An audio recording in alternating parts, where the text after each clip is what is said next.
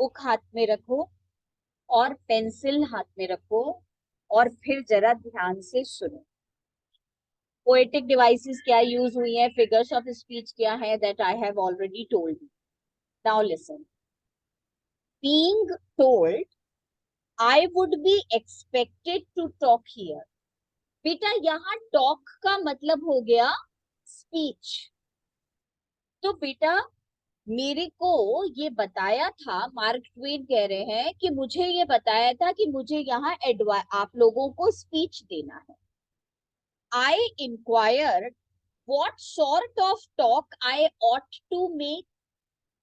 और बेटा वो कहता है मार्क ट्वेन, जब मुझे ये बताया गया कि मुझे यहाँ स्पीच देनी है तो मैंने पूछा किस तरीके की स्पीच देनी चाहिए मुझको। अब बेटा आप जरा ध्यान से सुनो इसको। ये ग्रेजुएशन सेरेमनी की स्पीच है। तो बच्चे जो हैं वो कॉलेज पास आउट करके जा रहे हैं। आज उनका कॉलेज में लास्ट डे है और मार्क ट्वेन को बुलाया है। हाँ बेटा। और मार्क ट्वेन जो है वो कहता है कि मैंने जो कॉलेज के अथॉरिटीज हैं उनसे पूछा मैं अपनी स्पीच कैसी दूं। They said it should be something suitable to youth. दे का मतलब अथॉरिटी फिगर्स, जो बेटा अथॉरिटी पे है, जो कि अपने आप को ऐसा मानते हैं कि उनके पास पूरा का पूरा रिस्पॉन्सिबिलिटी है बच्चों को सुधारने का। तो बेटा उन्होंने कहा समथिंग सुटेबल टू यू, जो बच्चों के लिए ठीक हो, यंग बच्चों के लिए ठीक हो, वो स्पीच दो। Something didactic. बेटा डिडेक्टिक का मतलब लिखो, जिसको हम बोलते हैं ना designed to give moral values, teaching something, उनको कुछ समझाने के लिए, उनको कुछ बोलना चाहिए। डिडेक्टिक का मतलब बेटा कुछ मैसेज देने के लिए, उनको कुछ लेसन देने के लिए। इंस्ट्रक्टिव, बच्चों को इंस्ट्रक्शंस मिले तो क्या करना चाहिए क्या नहीं, ये सब इंस्ट्रक्शन उनको मिले। और something in the nature of good advice. तो अथॉरिटी फिगर्स ने मार्क ट्वेन को बोला आप अपनी स्पीच में बच्चों को मॉरल वैल्यूज दीजिए, आप इंस्ट्रक्शंस दीजिए, आप उन्हें गाइडेंस दीजिए। वेरी वेल, मार्क ट्वेन कहता है ठीक है। I have a few things in my mind, मेरे दिमाग में कुछ है, which I have often longed to say. Longed to का मतलब लिखो desire to say for the instruction of the young. Okay, मैं स्पीच दूंगा और वो स्पीच दूंगा जिसकी डिजायर हमेशा से मुझे रही है। मैं हमेशा से यंग बच्चों को कुछ कुछ बताना चाहता था। फॉर, बेटा फॉर का मतलब लिखो because it is in once tender early years. बेटा वन का मतलब पर्सन, जब कोई पर्सन अपने टेंडर ईयर्स पे होता है। टेंडर का मतलब क्या होता है, delicate, young, that such things will best take root. उस समय अगर उन्हें हम कुछ बातें समझा दें तो वो बातें बेटा दिमाग में एब्जॉर्ब हो जाती एंड बी मोस्ट एंड्यूरिंग। और बेटा वो बातें हमेशा एंड्योर करती हैं, मतलब हमेशा हमारे साथ पेशेंस के साथ रहती हैं और मोस्ट वैल्यूएबल। अभी ये लाइन फिर से देखो, वो कह रहा है अगर हम कुछ बातों को early impressive impressionable age, early tender years का मतलब the age which is impressionable, when a person is ready to take the impression। बेटा उस समय अगर कोई बात उन्हें बताई जाए, will best take root। Take root का मतलब एब्जॉर्ब, उनका माइंड उसे एब्जॉर्ब कर लेगा बात को। And be most enduring and most valuable, और उनकी लाइफ में ये बातें हमेशा वैल्यूएबल और बेटा एंड्योर, पेशेंटली उनके साथ चले। और बेटा जहां टेक रूट लिखवाया है, मेटाफॉर यूज हो गया, आपको पता है, तो रूट्स की जैसे फैल जाएंगी, मतलब वो उनके माइंड एब्जॉर्ब हो जाए कर लेगा। First then I will say to you my young friends, इसलिए बच्चों, my young friends and I see it beseechingly, beseechingly का मतलब लिखो बेटा प्रेयर, रिक्वेस्ट, मैं तुम्हें प्रे कर रहा हूं, मैं तुम्हें रिक्वेस्ट कर रहा हूं। अर्जिंगली का मतलब I am asking you, I am encouraging you, I am forcing you. आपको फर्स्ट पैराग्राफ का मतलब समझ आया। मार्क ट्वेन स्टेज पर खड़ा हुआ है और वो ग्रेजुएशन सेरेमनी यंग कॉलेज बच्चे जो कि पास आउट करके जा रहे हैं उनको बोल रहा है, मुझे बताया गया कि मुझे यहाँ पर आज स्पीच देनी है। तो मैंने कॉलेज अथॉरिटी से पूछा किस टॉपिक पे स्पीच दूं। तो कॉलेज अथॉरिटी ने कहा कुछ ऐसी चीजों पे आप इनको समझाओ जो चीजें इनके लिए मॉरल वैल्यूज वाली हो, जो इन्हें इंस्ट्रक्शन दे, आप अपना एडवाइस दीजिए, गाइड करिए। तो वो कहता है ओके, आई वॉन्टेड टू से, ऑलवेज मैं चाहता था कि मैं ऐसा कुछ यंग उनको बताऊं, और आज मैं उसे पूरा करने वाला हूँ, क्योंकि जो बातें इम्प्रेशनेबल एज में बताई जाती है वो हमारे माइंड के अंदर चली जाती है, और बेटा वो बातें हमारे साथ लाइफ लॉन्ग रहती हैं, they live with us, they endure with us, और बेटा वो हमारे लिए वैल्यूएबल। इसलिए माय यंग फ्रेंड्स, मैं तुमसे रिक्वेस्ट कर रहा हूँ और मैं तुमको फोर्स भी कर रहा हूँ। पहली एडवाइस जो मैं दे रहा हूं उसमें नंबर 1 लिख लो। तो टोटल 6-7 एडवाइजेस दी हैं उसने। तो पहली एडवाइस बेटा उसको देता है, ऑलवेज ओबे योर पेरेंट्स, अपने पेरेंट्स का कहना हमेशा मानो। When they are present, humour, और बेटा बीच बीच में जैसे बोलते हैं ना, हंसा हंसा भी रहा है, with the touch of laughter, और बेटा कहना चाहिए सरकाजम, सारी चीजें उसने डाली। तो सबसे पहले बड़े सीरियस होकर कहता है ओवे टू योर पेरेंट्स, और फिर पीछे से बोल देता है जब वो सामने हो तब उनका कहना बात, मतलब पीठ पीछे जो मर्जी करो। So this is humour, this is the best policy in the long run, जिंदगी में आगे चल के बहुत काम आती है ये वाली policy. Because if you don't, क्योंकि अगर तुमने उनका कहना नहीं माना, दे विल मेक यू, वो मनवाएंगे, इसलिए बेटर है खुद ही मान लो। Again laughter, again lighter note पे बोल रहा है, जैसे बोलते हैं ना, हंसते हंसाते बताता है। तो कहता है हमेशा उनका कहना मानो जब वो सामने हो। मजा आ गया। फिर कहता है और ये बहुत तुम्हें हेल्प करेगा आगे, क्योंकि अगर तुम वैसे भी मानोगे नहीं तो वो मनवाएंगे, तो बेटर है वैसे ही उनके सामने जो वो कह रहे हैं वो कर लो। Most parents think they know better than you do, sarcasm, फिर बड़े मजेदार तरीके से टॉन्ट कर रहा है, सरकार सटायर यूज कर रहा है, और उनको ऐसा लगता है पेरेंट्स को कि उन्हें तुमसे ज्यादा पता है। And you can generally make more by humoring that superstition. बेटा you can generally make more का मतलब इन एडवांटेज, और तुम बहुत फायदे में रहोगे।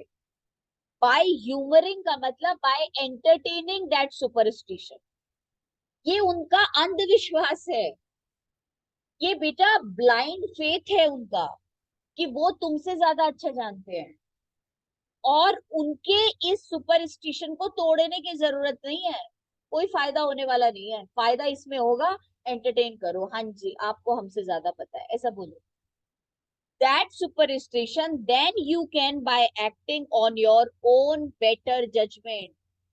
तो बेटा कहने का मतलब जितना फायदा तुम्हें अपने जजमेंट से काम करने का होगा, उससे ज्यादा फायदा होगा अगर तुम अपने पेरेंट्स के फेथ को, ब्लाइंड फेथ को एंटरटेन करो, हाँ जी आपको ज्यादा पता है। और बेटा मीनिंग ये है कि हमेशा अपने जजमेंट पे ट्रस्ट करो, और हंसते हंसाते, टंग इन चीक, जिसको बोलते हैं ना, हंसते हंसते उसने बेटा ये बता दिया पेरेंट्स को कि the young children do have their own mind, they can do what they like. और इस बिलीफ में मत रहो कि आपने अपनी जिंदगी जी ली तो आपको बहुत नॉलेज है, ऐसा बिल्कुल नहीं है, ये सुपरस्टिशन है। और बेटा बच्चों को ये एडवाइस कर दिया उसने हंसते हंसते कि हमेशा अपने जजमेंट को प्रेफर करो, पर दिखाने के लिए पेरेंट्स के सामने हाँ में हाँ, क्योंकि अगर आप नहीं मिलाओगे तो वो आपको भी परेशान करेंगे, खुद भी परेशान हो। इसलिए उनको क्रिटिसाइज करने से ज्यादा अच्छा है कि आप उनके हाँ में। ये बेटा एडवाइस नंबर 1 हो गया। अच्छा, 2 पैराग्राफ पढ़ लिए, बहुत बड़ा काम कर लिया, क्योंकि एक एक एडवाइस में हमें बेटा 3 3 चीजें पढ़नी है।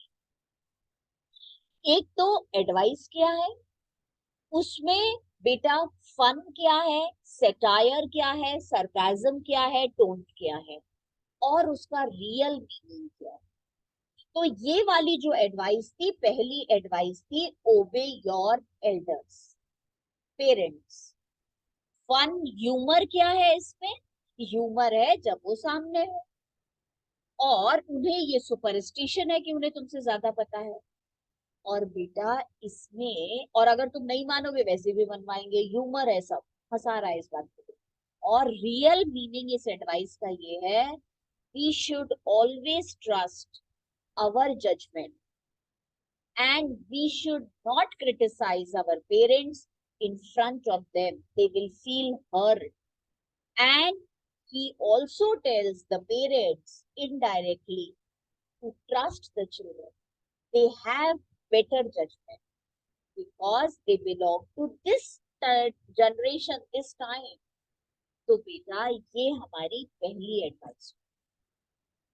और अभी मैं बिल्कुल लंबा नहीं पढ़ाने वाली हूँ, क्योंकि अभी मेरा अभिसार खत्म नहीं हुआ है, मुझे वो भी करना है। अभिसार पे हम आए, बुक को उठा के साइड में रखो, अभिसार पे हम आएंगे बाद में। अभी लैंग्वेज के लिए अपना रजिस्टर निकालो और थोड़ा सा लैंग्वेज का एक्सरसाइज कर लो, और फिर हम आगे बढ़ेंगे। कुछ बोल रहे हो बेटा? Yes ma'am. मैम इसका रियल मीनिंग एक बार रिपीट कर देंगे, हाँ बेटा सेकंड रियल, पैराग्राफ। हाँ रियल मीनिंग लिखो। Young young children should trust their THEIR judgment.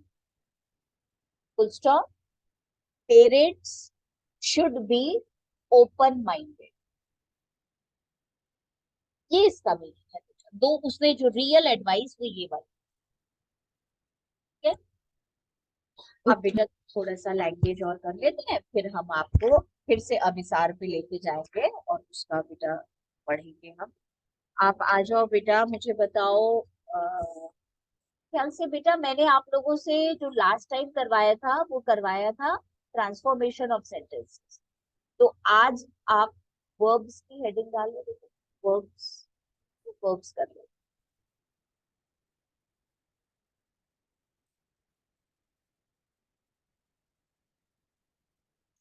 बेटा। आई एम, चलो लिखो जरा, छोटा सही है, ज्यादा लंबा नहीं है। The other day, the other day we, the other day we dash, बेटा ब्रैकेट में लिखो discuss, discuss the setting up of a, the setting up of a debating club, debating club in our school. Ma'am the setting up. Up of a debating club in our school. Okay ma'am. Full stop. We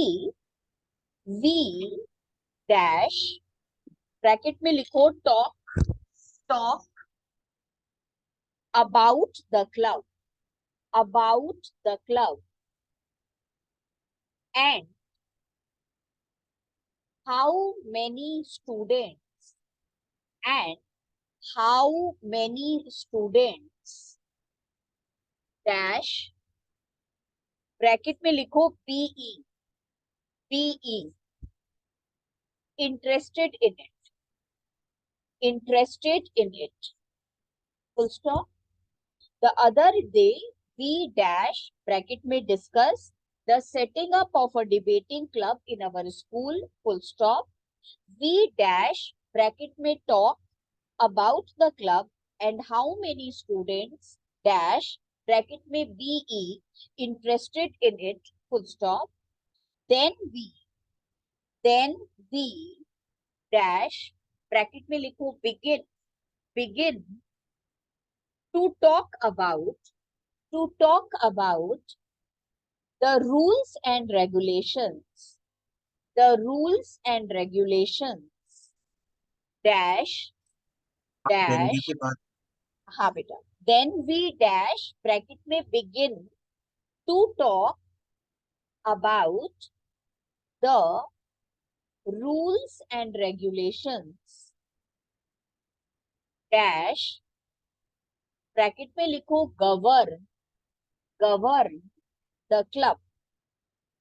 govern the club full stop. none of us could dash bracket में लिखो agree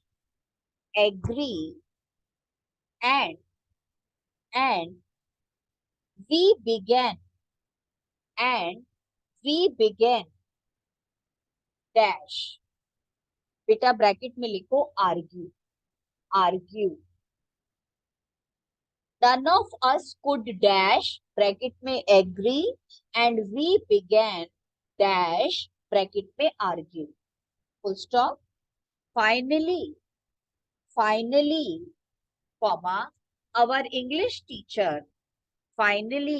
comma our English teacher dash बेटा bracket में लिखो has to be informed and she dash bracket में लिखो come and dash bracket में लिखो break up the meeting ma'am bracket में break BREAK break up the meeting बेटा 10 sentences हैं.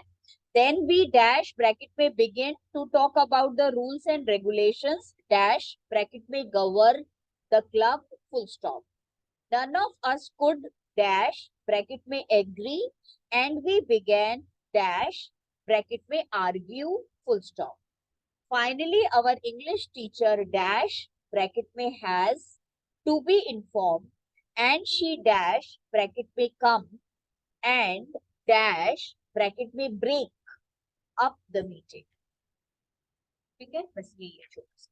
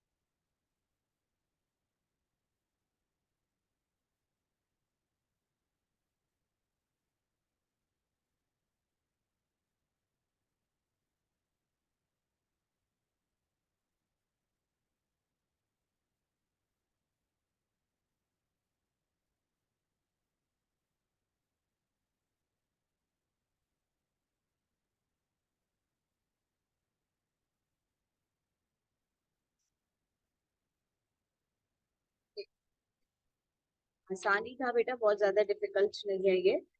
अच्छा, बस मुझे ये देख करके बता देना कि मैंने तुम लोगों को अभिसार का सेकंड वाला पीडीएफ भेज। अब बेटा हम डिस्कस कर रहे हैं एंड इट इज लाइक, दृष्टि,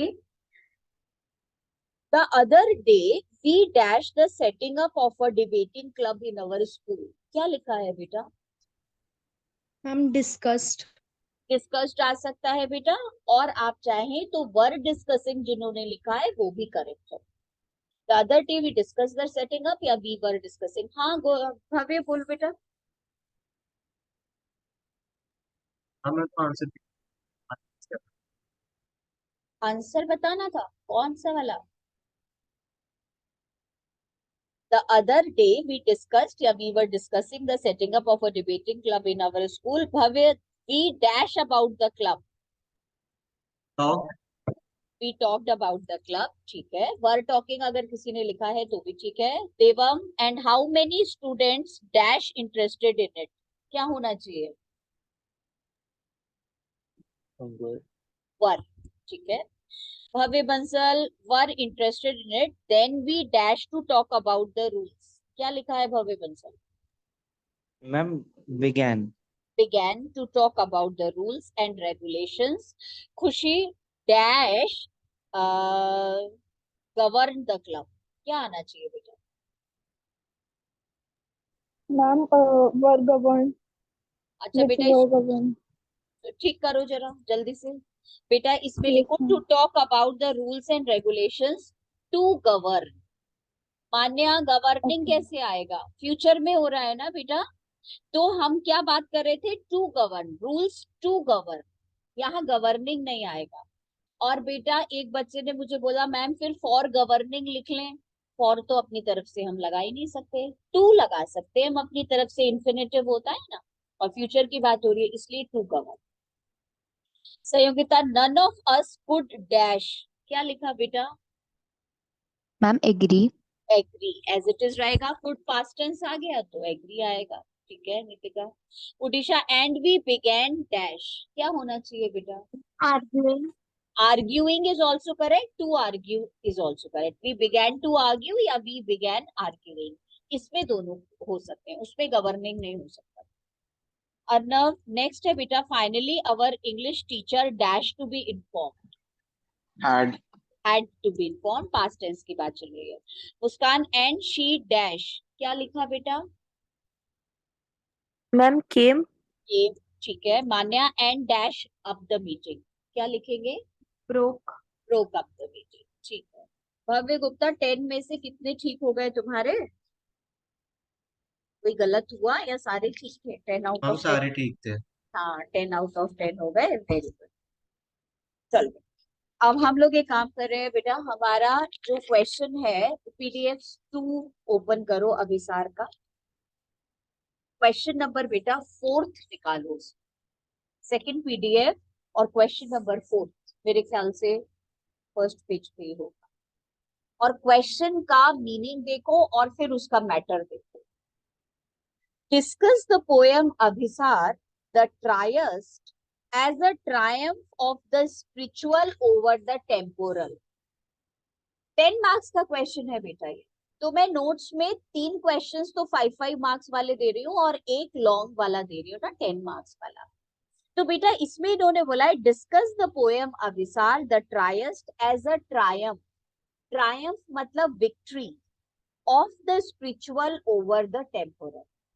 तो बेटा जो चीज स्पिरिचुअल है, जो स्पिरिट से रिलेटेड है, वो जीत जाती है, और टेम्पोरल का मतलब वर्ल्डली चीजें, मटेरियलिस्टिक चीजें, वो हमेशा बेटा हार जाती। तो स्पिरिचुअल का मतलब क्या होता है? वो बेटा मतलब है द प्योर लव, और टेम्पोरल का मतलब है द फिजिकल अट्रैक्शन। तो हर वो चीज जो प्योर लव है, स्पिरिट का मतलब प्योर लव, वो हमेशा विक्टोरियस होता है। बाकी सारी चीजें जो बेटा हमें दिखती हैं वो सारी की सारी खत्म हो जाती हैं, जिसे हम छू सकते हैं, वो टेम्पोरल है, वर्ल्डली। तो आप इस बात को बताइए इस पोयम के थ्रू। तो बेटा तुम्हें पता है टेम्पोरल लव जो है उसको सिंबलाइज कर रही है वास्तवता, और स्पिरिचुअल लव को, स्पिरिचुअल वर्ल्ड को सिंबलाइज कर रहा है बेटा जो हमारा उपागुप्ता। तो हमें उन्हीं के बारे में बताना है। अब देखिए कैसे बताएंगे इसको, कहानी मत उठा के लिख देना। और पोयम का आंसर है 10 मार्क्स का है, तो 2 कोट्स आएंगे। पोयम में से 2 लाइंस लेकर के लिखना पड़ेगा। लिखेंगे तो अच्छा ही है, नहीं तो फिर कंपलसरी हो जाता है 12th में। अभी तो ज्यादा नहीं स्ट्रिक्टनेस करते, पर बाद में तो बहुत स्ट्रिक्ट हो जाता है।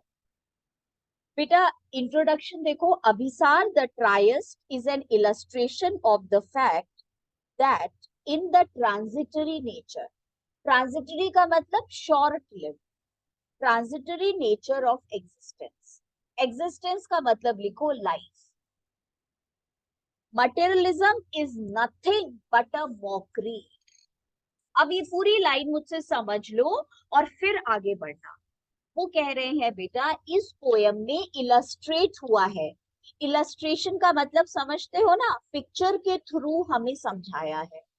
और क्या समझाया है बेटा, ये कहते हैं कि ये जो लाइफ है ये ट्रांजिटरी है, शॉर्ट लिव्ड है, जो हमारी जिंदगी है वो थोड़ी देर की है, और इसमें जो हम चीजों को इकट्ठा करते हैं इसको तो बेटा मजाक बनाना चाहिए इस चीज का। जब लाइफ ही छोटी है और उसमें भी आप चीजें इकट्ठा कर रहे हो, तो बेटा ये चीज हमें इस पोयम में बताई है। वो वासवदत्ता खुद ही उसकी लाइफ बेटा इतनी अनसर्टेन है, और वो उपागुप्ता को बोल रही है आ जाओ जी मैं कंफर्ट दूंगी तुमको। ये है मॉकरी। रीड कर रही हूँ। Abhisar the tryst is an illustration of the fact of the truth that in the transitory nature of existence, materialism is nothing but a mockery.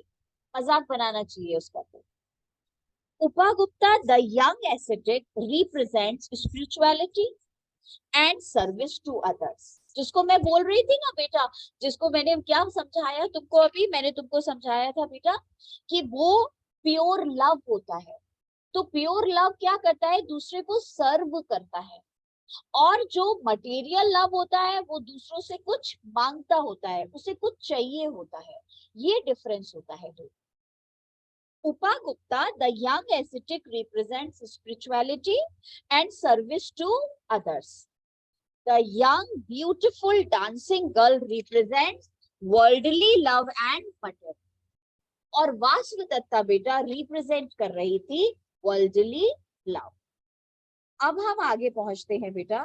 It is she invites the young aesthetic to her house, और वो उसको अपने घर बुलाती है।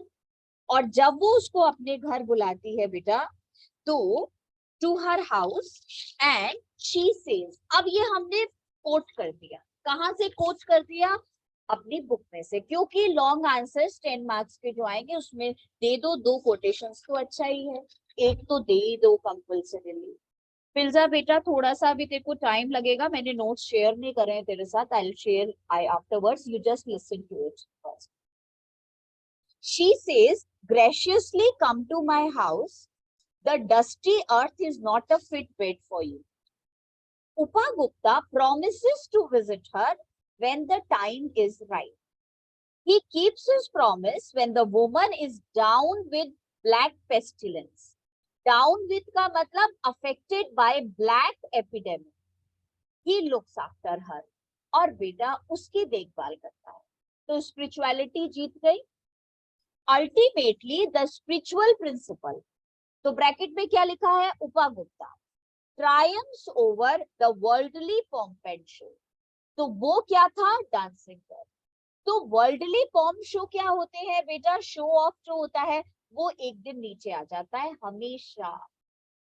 Upagupta, a disciple of Buddha, was sleeping on the dusty ground.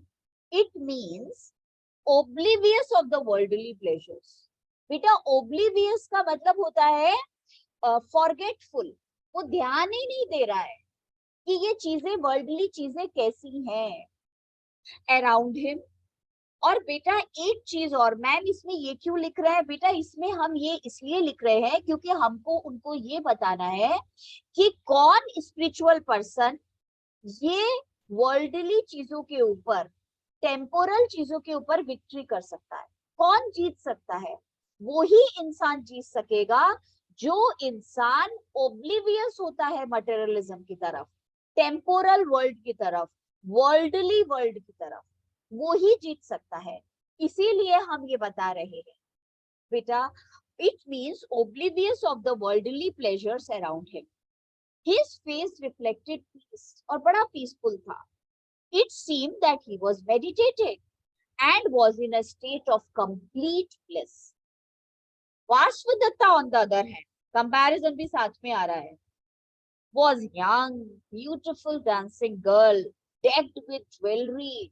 तो बेटा jewellery के साथ में डेक्ड है, मतलब पूरा सजी हुई है, decorated with jewellery from head to toe. In contrast to Upagupta, she seemed to be drunk with the wine of her youth. और वो पीसफुल था, कंप्लीट ब्लिस में था, मेडिटेशन में था. She appeared to be charmed by the ascetic's looks and invited him to her house. और बेटा जो लोग वर्ल्डली लोग होते हैं वो हमेशा से बेटा ऐसे स्पिरिचुअल पर्सन की तरफ अट्रैक्ट होते हैं, पर होते भी कैसे हैं? Physically. Then invited him to her house. He could not be tempted by worldly pleasures. पर बेटा ऐसे लोग बिल्कुल वर्ल्डली प्लेजर की तरफ नहीं होते attracted. So he could not be tempted. वो बिल्कुल टेम्प्ट नहीं हो पाया. And declined her offer, और उसका ऑफर रिजेक्ट कर दिया. However, being a spiritual person, he promised to visit her when the time was right. पर बेटा वो स्पिरिचुअल है ना, तो वो ऐसे एरोगेंटली भी नहीं बोलेगा अरे तुम्हारे से मेरे को कोई मतलब नहीं है, तुम तो वर्ल्डली दुनिया में फंसी हुई हो, ऐसे भी नहीं बोलेगा. क्यों नहीं बोलेगा मैम? क्योंकि अभी आपने क्या पढ़ा, उपागुप्ता बेटा सिंबलाइज करता है service to others, pure love for others. जिनके दिल में प्योर लव होता है सबके लिए, वो उसका मजाक नहीं बनाते हैं. ड्यूरिंग द स्प्रिंग सीजन, और स्प्रिंग सीजन का मतलब that symbolizes a period of transcendence. मैंने जब पोएम पढ़ाई थी तब मैंने ट्रांसेंडेंस का मतलब तुमको समझाया था. ट्रांसेंडेंस का मतलब होता है not related to this body, it is not related to anything that we can touch, we can feel beta, we can just attain it, possess it, उससे कोई मतलब नहीं. तो ट्रांसेंडेंस का मतलब which is beyond body, जो सिर्फ महसूस किया जा सकता है. Found Vaswadatta lying on the dusty floor. The merciful ascetic took her head on his knees, offered water to her thirsty lips, and put balm on her wounds. He had promised to meet her and he kept on up his promise. बेटा ये है जीत उसकी. That was the victory from the life of materialism to a life of spiritualism. ठीक है? हाँ जी ma'am ठीक है. ऐसे नहीं ठीक है. जब तक मैं तसल्ली में अपनी बात ठीक से नहीं समझाऊंगी तुम्हारी लैंग्वेज में, तब तक समझ नहीं आई. और ये राइट टाइम है तुम्हें समझाने का. देखो बेटा, दो तरीके के लोग होते हैं, दो तरीके के एस्पायरेंट्स होते हैं. एस्पायरेंट्स का मतलब क्या होता है? कोई चीज के लिए हम एस्पायर करते हैं, हमें ये मिल जाए. तो बेटा कुछ लोग ऐसे होते हैं जो एस्पायर करते हैं दूसरों को दिखाने के लिए, तो उनका मन हमेशा इधर उधर अट्रैक्ट होता रहता है.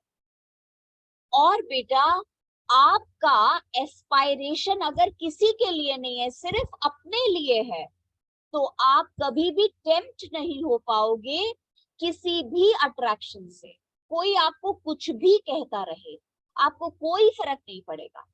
तो उपागुप्ता के सामने मटेरियलिज्म लाइवली खड़ा हुआ था और वो उसको अट्रैक्ट कर रहा था, इनवाइट कर रहा था. पर बेटा he was so satisfied with his life that he did not want to go. और वो जैसा था बेटा, उसने बड़े प्यार से बोला जब टाइम होगा तब मैं आऊं.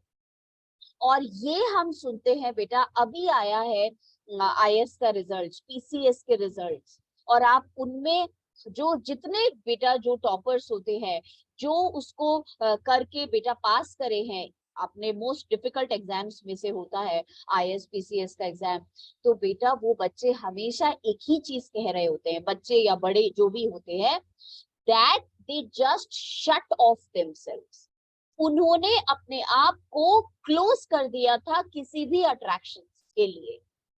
और इसीलिए बेटा जब हम अपने आप को कट ऑफ कर देते हैं हर अट्रैक्टिव चीज से, तभी हमारे अंदर वो इनर स्ट्रेंथ डेवलप हो पाती है कि हम अपने गोल को पा लेते हैं, अचीव कर लेते हैं। तो अगर उपा गुप्ता थोड़ा सा भी इधर उधर बेटा वेवर करता, ओब्लिवियस नहीं होता, तो वो जीत नहीं सकता था।